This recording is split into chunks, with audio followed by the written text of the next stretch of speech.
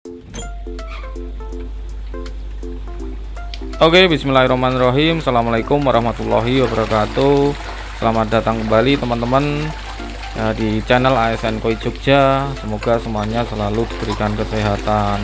Nah, pada siang hari ini saya akan membagikan video tentang 10 kesalahan yang harus diperhatikan dalam pembesaran koi di kolam terpal bundar. Ya teman-teman, jadi nggak hanya kolam bundar juga, tapi semua yang ada di kolam terpal. Banyak sekali kesalahan apa, kita simak dalam video berikut.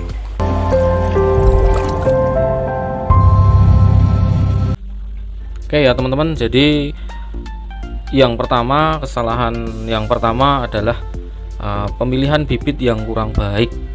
Bibit yang kurang berkualitas itu kalau dipelihara dengan cara apapun, dengan sistem apapun, itu pasti hasilnya juga kurang baik ya. Jadi pemilihan bibit yang berkualitas itu nomor satu ya teman-teman, dari faktor-faktor yang lain.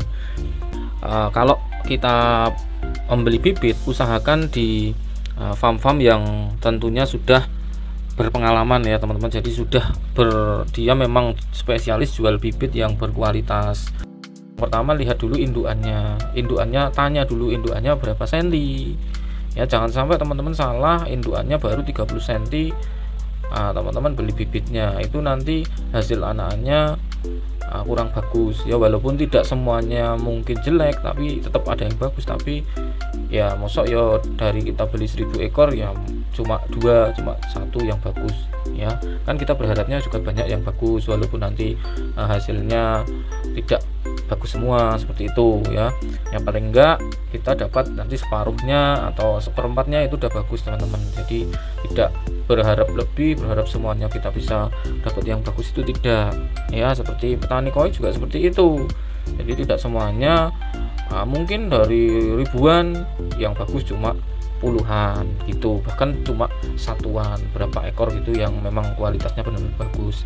Nah, terus gimana tentang bibitnya? Nah, bibitnya usahakan yaitu lihat dulu indukannya. Oh, indukan 50 cm cukup lah. Oh, indukan 60 cm. Oh, syukur-syukur bisa indukan 70 cm gitu. Itu yang pertama, bibit yang kurang baik. Kemudian yang kedua adalah pakan yang salah. Ya, misalnya teman-teman mencoba membesarkan ikan koi nih di kolam terpal diameter 5, diameter 4 misalnya. Ya, misalnya kita atau kita mijah sendiri dulu. Nah, anakannya yang pertama misalnya masih kecil-kecil sekali, baru menetas. Nah, umur 1 hari misalnya sudah dikasih pakan. Nah, itu salah ya, salah kaprah teman-teman. Buraya 1 hari itu belum membutuhkan pakan, paling enggak 4 sampai 5 hari baru nanti kita berikan pakan ya. Umur 1 hari sudah diberikan pakan, apalagi pakannya pelet, nah nanti airnya rusak, akhirnya mati semua ya. Kebanyakan banyak juga kasus seperti itu teman-teman ya. Jadi umur 5 hari baru dikasih makan ya. Pakannya juga enggak asal pakan teman-teman, enggak boleh langsung dikasih pelet, itu enggak boleh ya. Nanti pakannya usahakan adalah pakan hidup. Yang pertama biasanya pakai kalau saya di kolam ini pakai cacing sutra ya teman-teman, atau pakai artemia. Yang pertama artemia dulu sebelum cacing sutra ya, kultur sendiri artemia, kemudian kasih makan ya. Karena apa kok artemia ya? Karena artemia itu sifatnya aktif teman-teman, dia bergerak.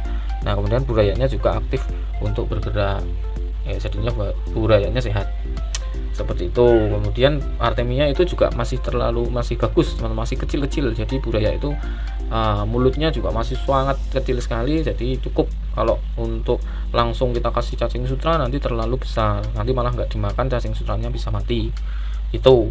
Kemudian ada juga yang kasih makan kutu air. Nah, kutu air itu bagus ya, kutu air itu bagus, tapi jangan sampai salah. Biasanya kutu air itu ada yang besar teman-teman, jadi harus disaring dulu ya. Jangan asal langsung beli kutu air langsung ditebar, atau cari kutu air di sawah langsung kita tebar, itu nanti fatal akibatnya. Apalagi burayanya masih seukuran jarum, kecil-kecil, wah itu bahaya teman-teman. Nanti bukan si artemia kutu airnya yang dimakan, tapi malah burayanya yang dimakan kutu air gitu ya. Karena kutu air itu ada yang besar juga ya, makanya harus disaring. Itu tentang pakan. Kemudian ada juga yang kasih makan telur, telur rebus teman-teman, tapi saya tidak pernah pakai ya. Ada juga yang pakai, katanya sih bagus, tapi saya tetap jaga kualitas air agar airnya tidak rusak ya, makanya saya pakai pakan-pakan yang alami saja gitu. Nah kemudian yang ketiga kesalahan adalah aerasi yang kurang. Jadi sejak pertama pemijahan itu aerasi saya tidak pernah mematikan, jadi tetap besar terus, nggak ada istilahnya nanti burayanya itu mabuk karena aerasi yang besar, itu tidak ya. Sudah naluri dari kecil aerasi kalau di tempat saya harus kenceng ya teman-teman, walaupun tidak sekencang yang sekarang, tapi paling tidak aerasi itu harus ada. Kalau pompa malah wajib, malah tidak wajib ada teman-teman. Nanti besok kalau sudah ukuran agak besar baru ada pompa seperti itu.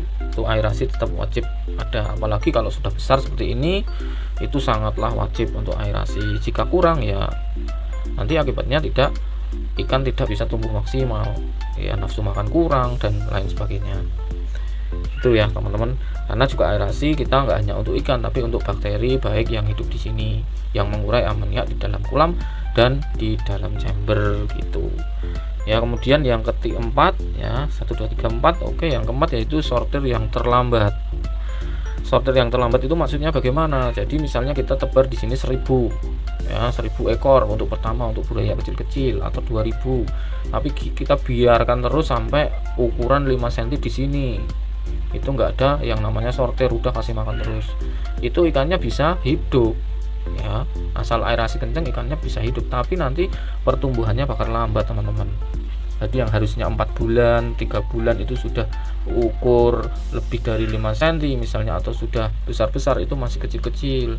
Yang tadinya ukur 6 bulan sudah bisa panen, itu nanti diukur masih belum bisa panen, bahkan nanti ujung-ujungnya gagal panen karena ikannya tidak dapat tumbuh dengan baik ya. Itu sortir yang terlambat ya, makanya kita harus selektif, harus benar-benar seleksi, apalagi kita tempatnya cuma sempit, kita harus seleksi dengan seleksi ketat ya teman-teman ya. Kemudian yang kelima yaitu telat pemberian pakan ya teman-teman. Jadi telat pemberian pakan itu apalagi buraya masih kecil itu sangat penting sekali ya. Jangan sampai telat dalam memberikan pakan buraya masih kecil, misalnya dia masih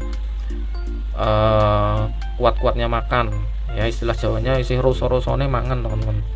Ini masih kecil, diukur 5 cm ke atas itu sampai ukur 10 cm itu masih rawan ya, masih rawan untuk jika telat pemberian makan. Akibatnya apa kalau telat? Ya akibatnya adalah kanibal teman-teman. Jadi ukur 5 cm misalnya 3 cm, 5 cm atau 1 cm lah, itu juga rentan sekali telat memberikan pakan. Jadi jangan sampai telat, misalnya beli cacing sutra yang 2 liter sekalian, misalnya 1 liter untuk hari ini, 1 liter untuk besok. Nah sebelum habis kita udah beli lagi ya, seperti itu, jangan sampai telat. Nah kemudian yang tadi telat pemberian pakan ya, kenapa kok kanibal? Kan kalau cuma mati satu nggak masalah. Nah di sini masalahnya kita pelihara ikan koi teman-teman. Lah misalnya kalau yang dimakan itu yang show quality, nah kita mau apa? Show quality-nya sudah dimakan oleh temannya sendiri, yang temennya yang makan cuma besar bodinya aja tapi kualitasnya kurang baik. Nah itu kan kita yang rugi ya, makanya harus hati-hati ya. Mati satu itu sangat berharga teman-teman kalau koi ya. Emang beda cerita kalau kita pelihara ikan konsumsi ya. Kemudian yang keenam ya, yang keenam atau ketujuh ya teman-teman. Nah kemudian yang keenam adalah perawatan yang kurang, atau dalam kurung adalah malas ya teman-teman. Jangan sampai kita sudah terjun seperti ini kita malas ya. Biasanya ini rasa malas akan timbul setelah beberapa bulan kita pelihara, apalagi melihat ikannya kok tumbuhnya kurang baik, kok tumbuhnya lambat, kok airnya keruh, kok banyak yang mati, itu biasanya kita malas ya. Karena kemalasan itulah nanti timbul masalah ya. Makanya jangan malas, kita setiap hari harus kontrol, harus kita bersihkan kalau perlu, harus back wash setiap hari, harus ganti air gitu ya. Biasanya kita sibuk kerja jadinya capek, makanya ngurus seperti ini itu harus benar-benar diselake gitu ya teman-teman, diluangkan waktunya seperti itu ya. Perawatannya juga harus telaten tuh. Kemudian yang ke 7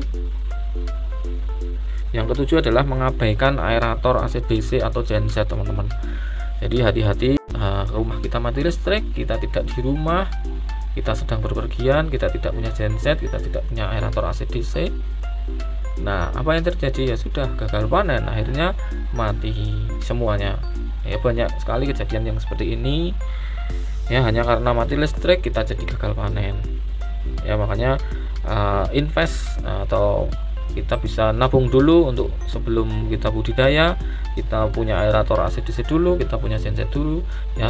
Toh genset juga nggak harus dipakai untuk kolam saja, kita untuk penerangan juga bisa kan genset. Nah, makanya kita harus sisihkan dulu uangnya untuk membeli genset. Ya, sebenarnya itu opsional sih, tapi kan ya awal-awal boleh lah, nanti kita panen ikan dulu, nanti ditabung uangnya untuk beli genset ya.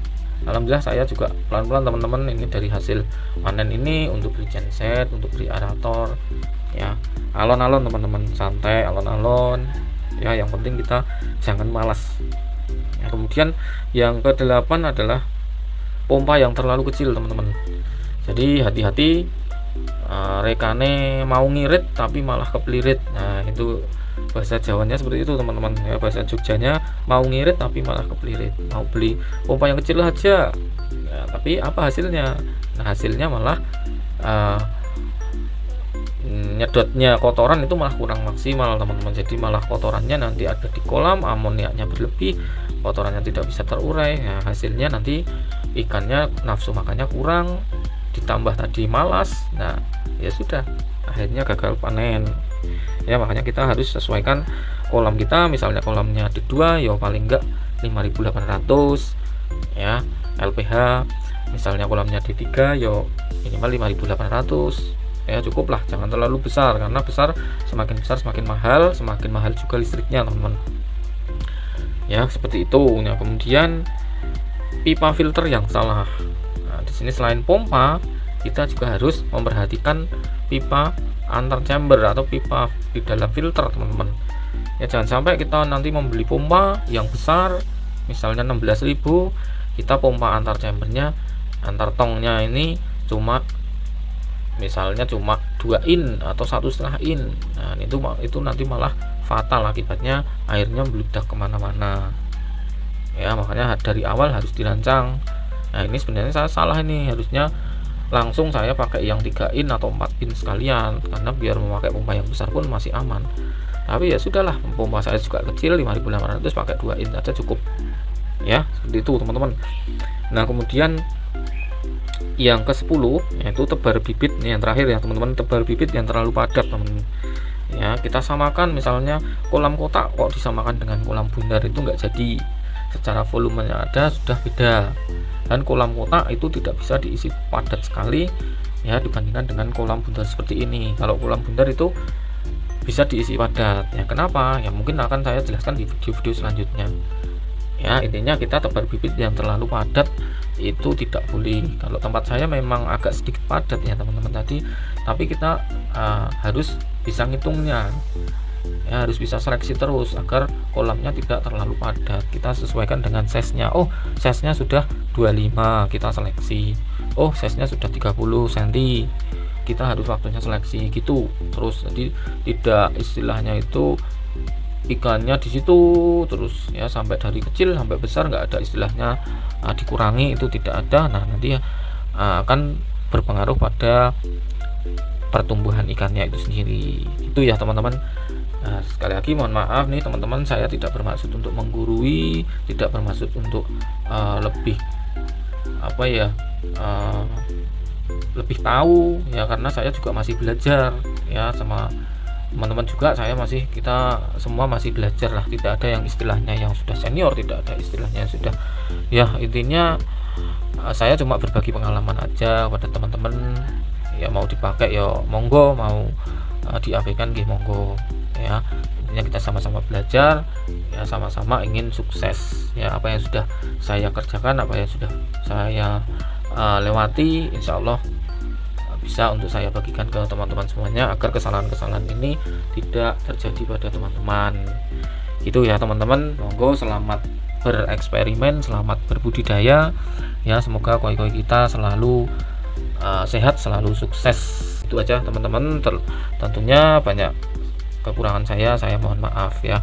Untuk teman-teman yang sudah subscribe, terima kasih banyak.